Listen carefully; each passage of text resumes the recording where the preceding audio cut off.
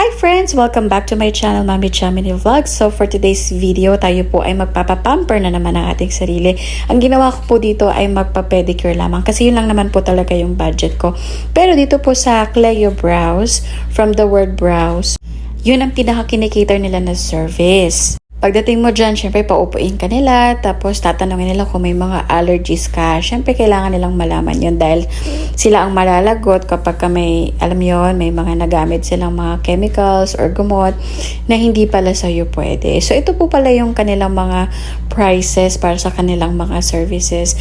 So at this time, naghahanap na ako ng kulay na ilalagay sa aking kuko.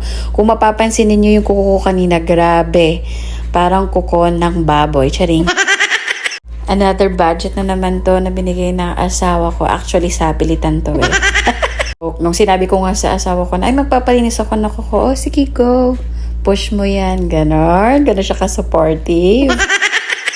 Dito sa Cleo Brows, medyo expensive siya ng konti other than mga salon or spa.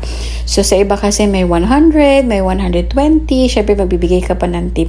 Tapos, sa kanila ay 160 kung pedicure. Pero kung manicure ay 150. So, baka sabihin ninyo, ay grabe naman, napaka magastos mo naman, ba't hindi ka magtipid? Actually, nagtry naman ako sa mga ganong spa or salon. Nagtry ako ng 100, 120. Pero grabe, mga friends, namagang mga paa ko, mga daliri ko. Lagi ko sinasabi sa kanila, hindi ako nagpapatanggal ng ingrown, hindi ako nagpapakutkot or whatsoever. Dry skin lang at saka yung maliit na kukulag sa bandang gilid para pagka humaba siya, hindi siya babangga sa mga laman ko. Pero grabe, pag nakita na lang yun, parang, alam mo yun, gigil na gigil sila na parang, kailangan ko to brain, charing. Parang mga zombie na, alam mo yun, gusto tanggalin yung laman, yung balat.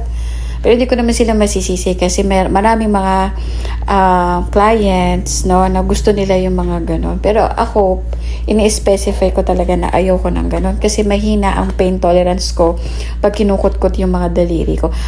Ayokong maging triangle yung shape ng kuko. Gusto ko square lang talaga siya para magmukhang malaki kasi nga liliit na ng mga kuko ko. Basta gusto ko dito sa Cleo Brows is napakagaan ang kanilang mga kamay. Parang hindi mo mararamdaman yung bigat. At saka isa pa, kung ano yung sinabi mo sa kanila na gusto mo, yun lang din yung susundin nila. Kagaya kanina na ipakita ko sa inyo yung mga services nila, no? Pwede kayo magpa-wax, pwede ipatanggal kung anong klaseng buhok ang gusto niyo ipatanggal. Kahit saan lupa-lupa yan ang bahagi ng katawan ninyo, sa ilalim-laliman, pwede niyo ipatanggal yung mga buhok na yan. Tapos, pwede kayo magpa-extend din ng inyong mga eyelashes sa kanila.